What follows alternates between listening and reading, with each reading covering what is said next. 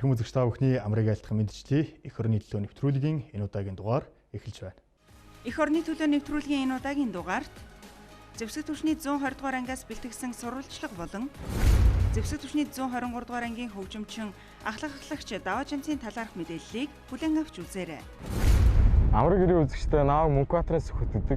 Би 2020 оны 2 дугаар ээлжээр Дундгой аймгийн Эрдэнэтлээс сумаас Монгол Улсын Баатар Хурандагийн генерал Бутчин цогийн нэрвч зэвсэгчний 120 дугаар ангид татагдсан ирсэн. Эх орны төлөө нэвтрүүлгийн энэ удаагийн дугаарт би өөрийнхөө ад пажаа ангиа та бүхэнд танилцуулъя. За ингээд татгшоо орцгоё.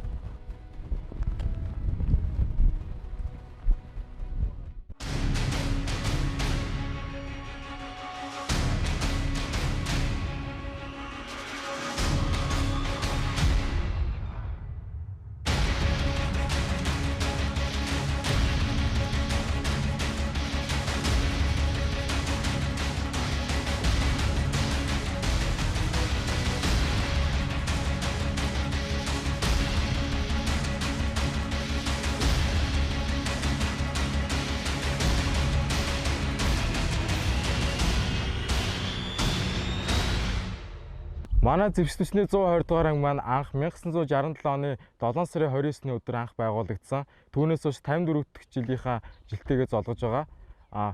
Энэ жил зэвсэг түвшний 100 жил артиллерийн цэрэг үүсгэн байгуулагчдын 100 жилийн тус зэрэг ой тохиож байгаа. Тэгээд энд ой тохиож байгаатай зэрэгцээд би одоо энэ тус ангид Тэд сумын артиллерийнхаа энэ ангид аль пааж байгаадаа би ер нь маш их бахархаж байгаа. Тэгээд бас хэн хүнд ч олдоод байдгүй тийм хувь завшаан гэж би өөр дотроо бодож байгаа. Артиллери гэдэг үгний маань утга учир нь гэвэл одоо гэрээ хүүгнээс гаралтай байнгын дадлаг сургууль шаарддаг. Тэгээд буудах урлаг гэсэн ер нь гэрээ хүүгнээс гаралтай тийм үг байгаа. Тэгээд артиллери их буу үүсгэн байгуулагдсан нь ер нь цэргийн хөгжилд маш их одоо хөгжил дэвшил гаргасан. Тийм учраас артиллерийг болохоор дайны бурхан гэж нэрлэдэг байгаа.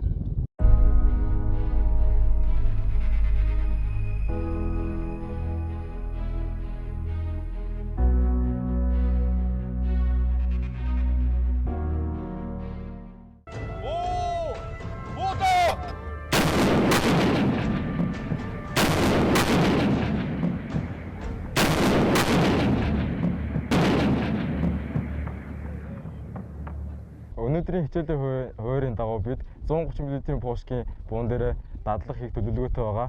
Тийм учраас хэдүүлээ бууны талбай руу авцгаая. Хот, ороо тийш. Эрг.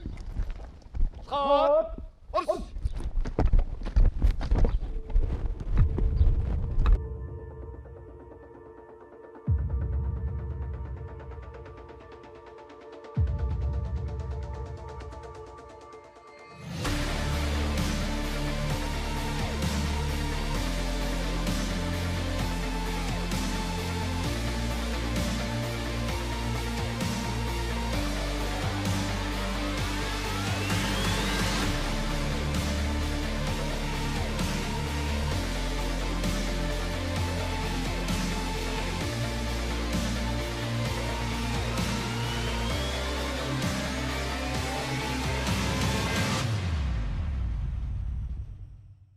За манай энэхүү 130 мм пушкийн 96 гэдэг буу байгаа. Энэхүү буун дээр би наавчгийн албан тушаалтай томилгоотой байдаг. За энэхүү бууны маань алсын тусгал нь болохоор 27 мянган метрийн цаана байгаа одоо цэлийн устгах зорилттой. Чиг шахалтын хэмжээ болохоор 1170 м байдаг. Тэгээд байдлын эзэн 80 сум. Тэгээд энэхүү буун дээр нэг ажиллах одоо тоотын гүн болохоор 9 хүний бүрдүүлж ажилладаг. Тэгээд би өөрөө наавчгийн албан тушаал үүсгэдэг. Энэхүү буун дээр ажиллах үүрэг маань гол төмний цээл чиглүүлэх. Тэгээд хараа хэрэгсэлтэй ажиллах. Тэгээд бууд дүүлэх техник өөр зорилттой байдаг. За би энэ ангид ерөнхийдөө нэг наавчиг одоо буун дараа одоо тэгээд замгч мамгч ингээд ерөнхийдөө албан тушаал анх төлөвлөсөн. Тэгээд би өөрөө анх одоо яг яадаг учиртай нэг сайн мэдгүй байсан та. Тэгээд нэг өвд одоо хамгийн анх нэг бидний нэг коронавитой гээд тэгээд ерөөсөө ангиас гаргадгүй нэг одоо тийм юу боломжгүй байсан учраас нэг тэгээд өвд анх удаа энэ одоо дадлын хотон дээрээ бүхний сургуультай хийжсэн. Тэгээд би энд ирээд ерөнхийдөө бууныхаа хамгийн ойртыг харж тэгээд буун дээр ерөөсөө хараа ихсээр ажил ерөнхийдөө анх үзсэн байгаа. Тэгэхээр гараад нэг анх буудах үед нэг маш их сандасан л та. Нэг ямар хуу чимээ гаргахад яах юм бол гээл. Тэгээд нэг гин буу нэг 27,000 м тусгалтай. Тэгээд 27 км учраас нэг маш хүчтэй бууддаг. Тэгээд чанга тесрэлттэй. Тэгээд ерөөсөө маш их гал гаргадаг. Тэгээд уушаанаа маш их гал гаргадаг. Тэгээд анх ер нь тийм их үед маш их сандарч ийсэн. Кинон дээрээс одоо би энэ бууг ер нь тэгээд хардаг байсан. Тэгээд би өөрөө ерөөсөө одоо ингээд цэрэг тэгээд буудаж үзнэ. Тэгээд бүр ингээд энэ хараа харистэй нь ажиллаад горхойн татхын хүртэл ингээд ажлыг хийж ингэж ерөөсөө төсөөлөөгүй. Тэгээд ер нь их баяртай байгаа. Энэ хүү буу маань болохоор 100 мм пушк гэдэг одоо энэ нэг олон тактикийн хөө өгдөг нь болохоор нэг одоо ганц үүрэг зориулт нь танкээс таасны нэг дайсны нэг танкийг эсэргүүцэх тэгээд дайсны амьд хүчийг устгах зориулттай байдаг. Тэгээд би ер нь анх энэ бууг хараад ерөнхийдөө ингээд цаанаас ингээд ирээд нааш явахад энэ холоос харахад бүгдээр ингээд төстэй л байсан л та. Тэгээд ингээд наатлын нэг 3 буу нэг арай жижигхэн харагдсан. Тэгээд ирээд яасан чи ерөнхийдөө наатлаас явсан чи ингээд 100-ийнх ингээд анх угаасаа их буу хараагүйсэн чи. Тэгээд ирээд яасан чи амар айгүй том бас санагдсан.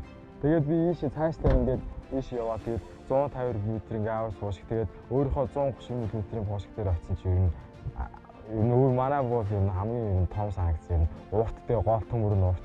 Ер нь танаас сон чи хэдэн килограмм бидийн дууны чинь? Оны 43.5. Хэлнэ үү? Яа. Нэр нь болохоор оф гэдэг. Маач 33.4 шүү дээ. Нөгөө хоолд юу болохоор оф 840. Тэгээд задрын дэлгүүрс сумаа. Оф 840.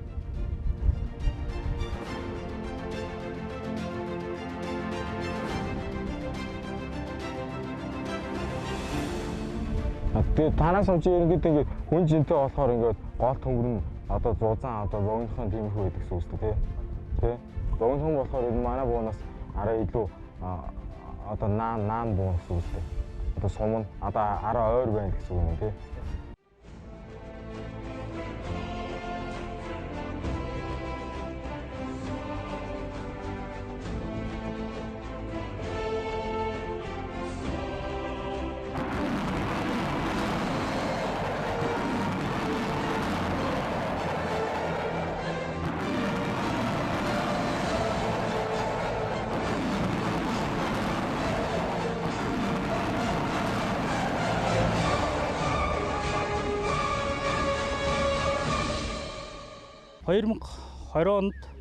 Оны 2 дугаар ээлжээр хугацаа цэргийн албаагчдыг хүлээн авсан. Тэгээд хугацаа цэргийн албаагч нь анхны хугацаа цэргийн албаагчтай бэмийн батарейн дээр ирсэн.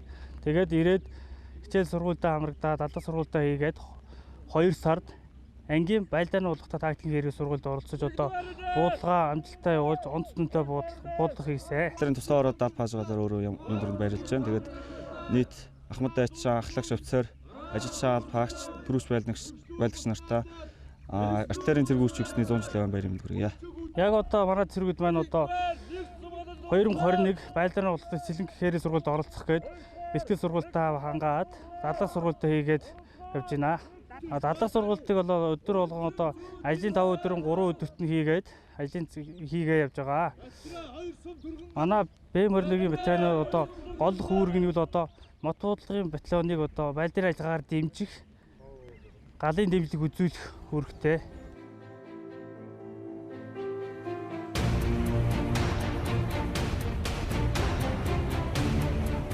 Энэхүү газар маань одоо хугацаа цэргийн албаагч одоо бид бүхний хамгийн орох дуртай тийм одоо байнгын ерөнхийдөө соёл хүмүүсийн ажлаар болоо хагасаа бүтцээр ер нь ерөнхийдөө бол байнга үйлчлүүлдэг газруудын маань нэг. Тэгээд манай энэхүү зал болохоор дуулж бүжиглэх тэгээд сакс болоод тоглох. За тэгээд шатрал даам тэгээд төрнөг, суг савдуур тэгээд фитнесийн өөрөө, гэрний өөрөө гээд бүх зүйлүүд маань энэ дотроо байна. За манай энэ зал нь болохоор 2015 онд ашиглалтанд орсон. Өмнөх зал нь болохоор 60 гаруй жил ашиглагдсан зал байсан. За энэ зал ашиглалтанд орж ингэж юу болноор манай ингэж одоо давуу тал нь хэм бол урлаг, спорт хосолсон тийм зал байгаа. Төвдөж.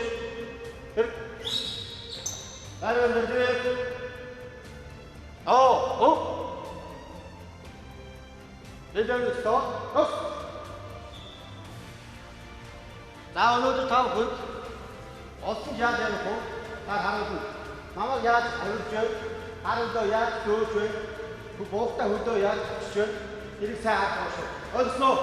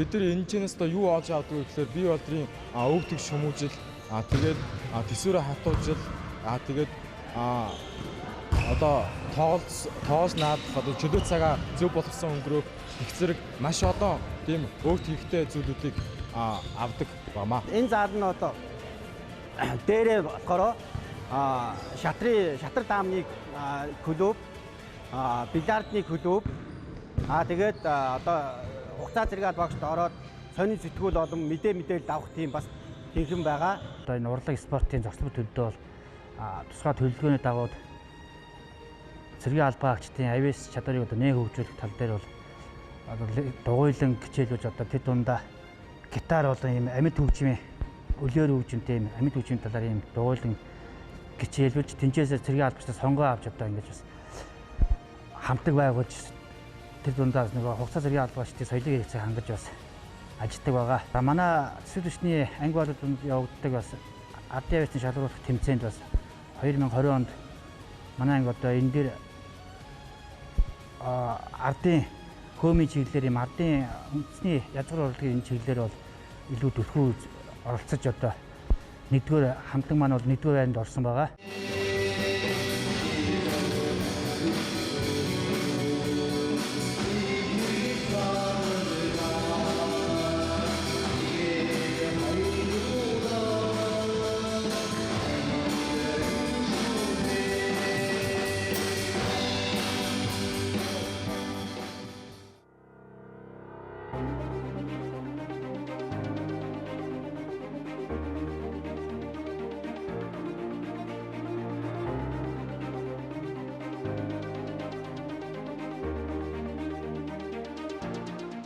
Миний хувьд бол 2017-2019 онд Монгол Улсад зохион байгуулагдсан Чингис хааны зам олон улсын тэмцээнд ганцаарчсан төрөлд 17 онд бол тусгай барин шагнал авчихсан. 19 онд бол цагаан хоолны төрөлд тэгээд нөгөөт нь болохоор ил гал дээр хийх барбекю төрөлд оролцоод хошоо хүрэл медаль авсан байгаа.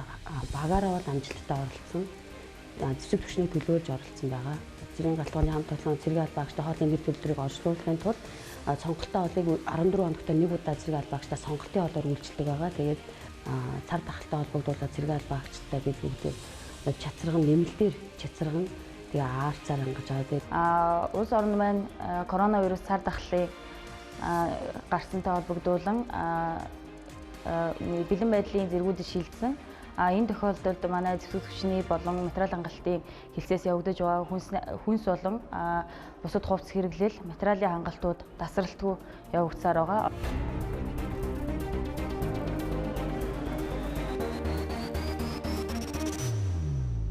Ангийн бие бүрэлдэхүүний 98% нь 2 тундаа хамрагдчихсан. Хугацаа цэргийн албан агчдын хувьд 100% хамрагдчихсан. COVID-19 халдварын эсрэг манайха байнгын халдвар хамгааллын дэглэмийн сахиулаад хариуцлага халдвар гүйцэтгэлийг цаг тухайд нь хийж ажиллаж байгаа. Хугацаа цэргийн албан агчдын тэргүүлэх 5 өвчлөлийн нэгэн шүтэн орох өвчин байна. Энд нь анхаарах ёстой зүйл бол амны хүндийн эрүүл ахуйг сахих. Ингэхдээ болохоор өдөрт 3-аас доошгүй удаа амны хүнд эрүүл ахуйгаа сахиж тухайн хүн эрүүл мэндийн боловсролоо дээшлүүлэх хэрэгтэй байна. Үүнээс үргэлжлэн сэргийлэхийн тулд тогтмол амны хүндийн эрүүл ахуйн мэдлэгийг дээшлүүлэхээр сургалт зохион байгуулагдаж байна.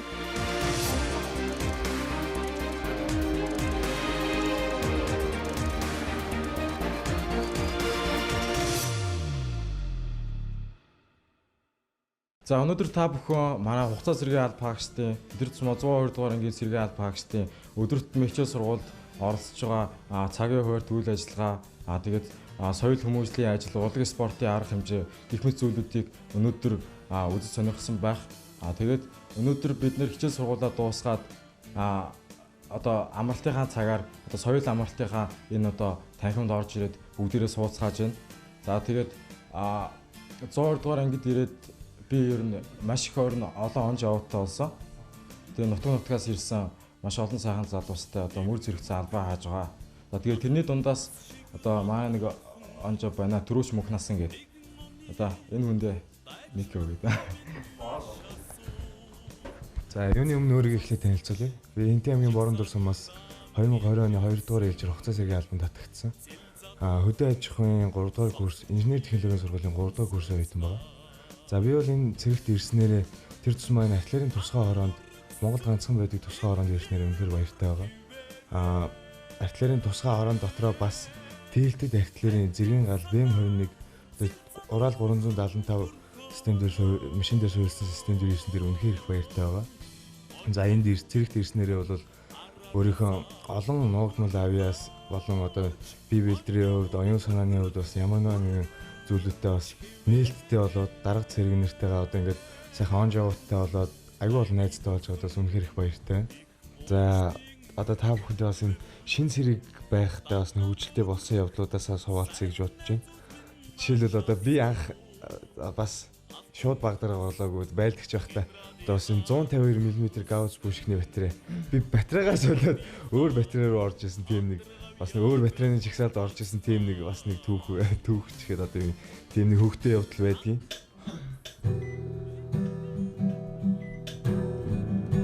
Чин дэрэндээ нойрхолж өөрийн ирээдүйг сэтгэн байхад минь өөрийн ихгүй чимэн бодож үзүрх минь чамруу тэмүүлээ. Цэрэг би чинь ингэж бодохоор зээжин доктор минь гал дүүрэлзээ цэвэр сэтгэлийн уяас авдууч цэргийн хоорондоос чамруу тэмүүлээ. Цэргийн бодол гэснээс бас бид нар анх шин цэрэг болоод энэ хөвгтэй явдууд бас их байсан. Гэр орноо санаж байгаа цэргүүд их байсан. Жишээл миний хувьд бол бас гэр орноо хэрэг санаж байсан. Орчин одоо байгаа орчин шал өөр болсон тийм байсан. За тэр үед бол бас манай гэр бүлтэй цэргүүд бас ардаа найз охин тийм бас хүлээ хүнтэй эхнэр хүүхэдтэй хүмүүс бас одоо манай Мөнх хотын хувьд бол бас сэтгэл нь ямар хөө байсан талаар бас энэ талаар асууя. Манай Мөнх хот За мэдээж одоо гэр бүлтэй одоо эхнэр хүүхэдтэй хүний хувьд бас эхнэр хүүхэдтэй бас мэдээж саналгүй байх уу. Тэгээд бас нэг онжоодынхаа хажууд бас тэгээд нэг бас нэг байнга яриад тохоор тэгээд бас нэг гэрээ санаад нэг нэлхраач байгаа юм шиг те. Нэг бас жоох нэг тэгэл манай онжоод бас тоглоом хийгээл одоо баг өөлөх гэдэг чигээл бас тэгжлээд тэгээд бас тийх болгонд тэгэл угаасаа тэг үнэн л юм чи одоо хүний л одоо энэ тэгэл өрөвтэй санаал тэг бас энэ завшааныг ашиглаад тэ эхнэр хүүхэдтэй хайртай шүү гэж дамжуулъя. Энэ одоо бас энэ олон залуучуудтай ингээд нэг ангид авчирс ирсэндээ бас үнэхээр их баяртай байна. Яг энэ одоо яг энэ болж байгаа одоо энэ цэрэг одоо энэ найзуудтайгаа ярилцж байгаа зүйлийг би бас цэрэгт ирээгүй байсан бол ойлгохгүй байсан байж магадгүй. Бас энэ олон найзуудтай болсноор зарим асуудлуудыг шийдэх тал дээр юм шийдэмгий. За бас зарим зүйлийг бас айгүй гэгээлгээр айгүй тийм өнгөтөр амьдралыг юу юм айгүй гоёор харах бас нэг юу гэх юм амьдралд арай ойр болж эхэлж байна гэсэн үг. За артиллер чинь бид бүгдийн бас яг хэлэх дуртай үг байдаг. Артиллер бол тодорхой шинжлэх ухаан бөгөөд байнгын дадлах шаарднаа. Артлер бол дайны бурхан гэсэн ийм үгс байдаг. За ер нь одоо ингээд бас ардын хувьсгалын 100 жил, артлерийн 100 жил болж байгаа. Нийт яг хугацаа сэргийн албанд аль хааж байгаа он жавуудтай баярын мэнд хүргэе. Зөвхөн түвшний 100 жилийн артиллерийн зэрэг үүсэн байгуулагчдын 100 жилийн аяг тохиолдуулан тус ангийн бүрэлдэхүүн олон бүтээл чадлыг төлөвлөн хэрэгжүүлж ажиллаа. Үүний дотор дээрэлт артиллерийн системийн ашиглалтыг боловсронгүй болгох, гал маневрын боломжийг дээшлүүлэх талаар эрдэмтэн мэрэгттэй төсөл хөтөлбөр хамтран боловсруулж амжилттай хэрэгжүүлж байна. Орчин цагийн зэвсэг түвшинд артиллерийн зэрэг үүсэн байгуулагчдын 100 жилийн аяг тохиолдуулан нийт артиллерийн дайчид, ахмадууд тус ангид аль хаасан нийт бэлтгэл үүрэгтэн одоо ажиллаж байгаа офицер ахлагч зэрэг дөрөж ажилчин албан хаагч та бүхэндээ түүхт ам баярын мэндийг өргөн дэвшүүлье. За энэхүү өнөөдөр манай ангийн цагаан урт үйл ажиллагаа үүгээр өндөрлж байна. Дуулах студийн эх орны төлөө нэвтрүүлгээ дамжуулан зэвсэг түвшний 120 дугаар ангийн үйл ажиллагаатай танилцсан та бүхэндээ баярлалаа.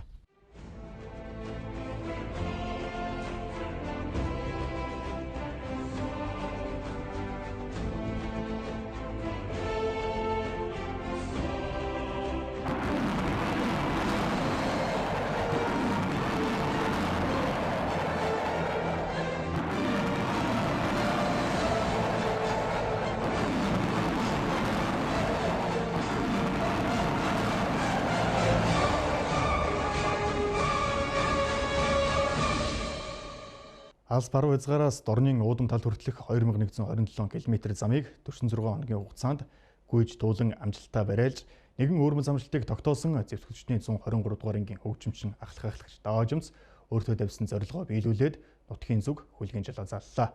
Түүнийг Улаанбаатар хотод ирэх үеэр Батлан хамгаалах яам зэвсэг түвшний жанжинчтай болон тэдгээрийн хариа байгууллагын удирдлагууд баяр хүргэж талархал дэвшүүлэн хүндэтгэл үзүүллээ. Мөн тэрээр нийгмийн хариуцлагын хүрээнд хандвийн аян болон хүмүүнлэгийн арга хэмжээ зохион байгуулахын зэрэгцээ төрөлх сургуулаараа зочилсон юм а. Зэвсэг түвшний жанжин штабын дарга дэслэгч генерал Ганзөрөг зэвсэг түвшний 123 дугаар ангийн хөгжимчин ахлагч Даажимсыг хүлээн авч уулзсан хүйлтийн замаа амжилттай дуусгасанд баяр хүргэж эрд зэрэг хүний хувьд эрхэмдээд шагнал болох хүйтэн зэвсэг буюу сэлмээр шагналаа. Дашрамд сонирхуулахад Монгол улсын цэргийн сахилгын дүрмийн цэргийн албаагчийг сайршаах шагналын төрөл шагнах хэлбэрийн 11-2-ийн 7-д зааснаар албандаа өндөр амжилт гаргасан цэргийн албаагчийг дурсгалын бичгтээ зэвсгээр шагнана гэж заасан байдаг нь цэргийн албаагчийн хувьд эрхэм хүндтэй бөгөөд нэр төртөө шагнал байдаг. Мөн энэ үеэр Батлан хамгаалахын сайдын тушаалаар салбарын шагнал болох дайчин алдар медалаар шагнасныг гардуулан өглөө. Ахлагч Даажимсыг алс хол замыг туулж байх үеэр зэвсэг түвшний бие бүрэлдэхүүн түүнтэй эв саналаа нэгтгэн дэмжиж сэтгэлийн дэм болгон анги байгууллагадаа хандвийн аян өрнүүлэх зэргээр бүх талаар дэмжлэл тусалж байсан юм. Энэхүү хандвийн аяны хүрээнд цугласан мөнгийг хүлээлгэн өглөө. Сүүлийн үед олон улсын жишгт нийцсэн тансаг зэрэглэлийн бэлэг дурсгалын бүтээгдэхүүн үйлдвэрлэн олонний танил болоод байгаа 5 нүдэн брэндийг үүсгэн байгуулагчдын зүгээс ахлагч Даажимст өөрсдийн бүтээгдэхүүний дээжээс гарын бэлэг гардуулж цаашдын ажил үйлсэд нь өндөр амжилт хүслээ. Батлан хамгаалах яамнаас ахлагч Даажимсын зэвсэг түвшин төдийгүй нийгэм залуу үед зөв үлгэр дуурайл үзүүлсэн хөдөлмөр хичээл зүтгэлийг нь үнэлэн 5 сая төгрөгөөр шагнасан бөгөөд тэрээр энэхүү шагналын мөнгөөр их хүүхдийн эрүүл мэндийн үндэсний төвийн яралтай тусламжийн тасагт хөшөлтөрөгч дэмжигч өтгөрүүлэгч аппарат авч хандивллаа. Түүнчлэн Ховд аймгийн нэгдсэн эмнэлэгт мөн энэхүү аппаратыг хандивлахаар төлөвлөж байгаа гэлээ. Бидний ирээдүйн хойшгүй болсон мянган бяцхан үлсийн зүрх цохилж аз жаргал инээд баяслаар дүүрэн байхыг бэлэгдэн энэхүү үйл ажиллагааг санаачилсан гэдгээ онцолж байсан юм а. Одоогоор их хүүхдийн эрүүл мэндийн үндэсний төвөөр 400 хүүхэд хэвтэн эмчлүүлж хоногтоо 250-аас 300 хүүхдэд эмнэлгийн яралтай тусламж үзүүлдэг учраас хамгийн мэдрэмжтэй зөв шийдвэр бөгөөд тарих зүрхний эмгэгтэй биеийн байдал хүнд байгаа хүүхдүүдэд амин чухал шаардлагатай эмнэлгийн төхөөрөмж гэдгийг эмч нар онцолж байсан юм а. За ингээд ороод ирсэн хүүхэд болгон дээр бид бүхэн ирэмлэн ангилалт юм хийгээд захын цусны хүчил төрөгчийн хангамж буюу сатурас гэдэг зүйлийг үздэг. За энэ захын цусны хүчил төрөгчийн хангамж нь буурсан хүүхэд бүрт бид бүхэн одоо хүчил төрөгч өтгөрүүлэгч хааны хүчил төрөгч гэх мэт хүчил төрөгчийг өгж бол дэмждэг байгаа. За тухайн хүүхдэд маш хурдан хүчил төрөгч эмчилгээг эхлүүлэх тусмаа цаашдын эмчилгээний үр дүн болоод За тэгээд хүүхдэд тохиолдох эрсдлүүд, хүндрэлүүдээс бүгднгээс сэргийлж чаддаг. За хүчил төрөгч төрүүлэгч аппарат нь одоо саяны та бүхний манай эмнэлэгт танилцуулж байгаа аппарат нь шууд залгаад хэрэглэх боломжтой. За зориултын бид нар усны уусамлаа хийгээд тогон залгаад ашигладаг бүтгэрүүлэгч байгаа.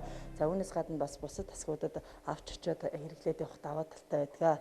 Энэ одоо олон хүүхэд одоо ковид гэж одоо энэ сар дахлаас болж одоо амьдэрсдэж одоо эцэг хүүхдүүд маань одоо эндэж байгаа учраас нэг ч гэсэн хүүхдийн амийг одоо аврахад гэр бүлийнхаа зүгээс одоо бяцхан хүүхдүүдтэй багч гисэн одоо сэтгэлийн дэмжлэг болъё гэж үүднээс одоо энэхүү аппаратыг авч өгч өгье гэж шийдэж өнөөдөр би хүлээлгэж өгч байна. Монгол Цэргийн музейн ахмад улны санаачлагаар ахлаглагч Даваажимдсын гүйлтгэх хугацаанд өмсөж хэрэглэж байсан төрийн далба, цүнх, цэргийн дүрмт хувцсыг музейн үзмэрт хадгалахаар түүх соёлын өвдөг бүрдхэн баримтжуулж музейн сан хомрогт хүлээн авсан тухай батламжийг Монгол Цэргийн музейн дарга хурандаа Ганзөрөг гардууллаа. Мөн энэ үеэр Монгол хурандаа нийгэмлэгэн удирдах зөвлөлийн гишүүд түүний хүлээн авч баяр хүргэж дурсгалын зүйл өгсөн юм а. Монгол Цэргийн түүх бол Монгол улсын түүх юм. Цэрэг хүний төсвөр хатуужил, эр зөрөг, тууштай зан чанарыг илтгэн харуулсан нэгэн сонирхолтой үзмрээр тус музейн сан хөмрөг баяжлаа. За музейн гол үүрэг маань аливаа зүйлийн, аливаа түүхийн одоо гэрч болсон үзмэр эд үлгийн зүйлсийг хадгалан хамгаалах, сурталчлан таниулах, судлах ийм үүрэг зорилготой байгууллага байдаг. Энэ ч үүргийнхаа хүрээнд одоо болж байгаа энэ түүхэн үйл явдлын шинэ үеийн түүхийг музей бас баримтжуулж үлдэх үүрэгтэй. Үндэсний бодлон хамгаалахын их сургуулийн захирал бригадын генерал Жаргалан болон сургуулийн удирдлагаас ахлаглагч Даваажимдсыг хүлээн авч төгсөгчдийнхөө нэр хүндийг өндөр төргөж яваад талархал дэвшүүлэн баяр хүргэлээ. Цэргийн үлээвэр хөгжимчин түүнийг цэргийн хөгжмийн удирдаач, соёл урлагийн ажилтан мэрэгчлэр элсэн суралцах урилга, дурсгалын зүйл гардууллаа. Даваажимдс өөрийн суралцсан төгссөн төрлөх цэргийн хөгжмийн сургуулаараа зочилж өнөөгийн үйл ажиллагаатай танилцж, гүйлтийн үеэр ард талыг нь хариуцж явсан багийн гишүүдтэй төрлөх сургуулаа танилцууллаа. Зөвлөл социалист бүгд наримдах холбоот улсын армийн генерал Блэ. Бэ хамгийн гайхалтай цэргийг Монгол цэрэг гэнэ. Орос дайчин сүүлийн сумаа өөртөө гэж үлдээдэг байхад Монгол цэрэг сүүлийн сумаач дайсандан шигтгэхэд нэгийг албал солио, хоёрыг албал хожио гэдэг. Өгөхтэн заавал дээр авч өгнө гэдэг нь Монгол цэргийн цуснд байдаг шинж. Бүх сумаан буудаж дуусгачаад өчтөчнөө дайсны эсрэг Винтовон далаагаад дайрч байсан Монгол цэргийг би үзсэн юм шүү. Олон тооны дайсантай тулалдсаар ганцаар үлдэж сүүлчийн сум гарнатан өөр том бус дайсандан зориулаад үлдсэн ганц удаа далайн эцсийн тулаанд уухайлан ордог эр цэрэг бол жинхэнэ Монгол дайчин билээ. Алгын голын байлдаанд бүгд найрамдах Монгол ард улс, зөвлөлт холбоот улс, нөгөө талаас Япон, Манжго, дөрвөн улсын 132 мянган цэрэг офицер, 1000 гаруй танк, хоёрт машин, 800-аад нисэх онгоц оролцсон 101 томоохон тулаан болж нийтдээ 74522 хүний хохирол учирснаас 28246 амь өргөгдөжээ. 1939 оны 9-р сарын 16-ны өдөр Москвагийн цагаар тэг 2 цагт, Улаанбаатарын цагаар өглөөний 7 цагт гал зогсож дайн дууссан байна. Монгол цэрэг, дэлхийн цэрэг. Эх орны төлөө нэвтрүүлэгтэй хамт байсан эрхэм үзэгч та бүхэнд баярлалаа. Эх 7 хоногийн шинэ дугаараар иргэн уулзтлаа. Баяртай.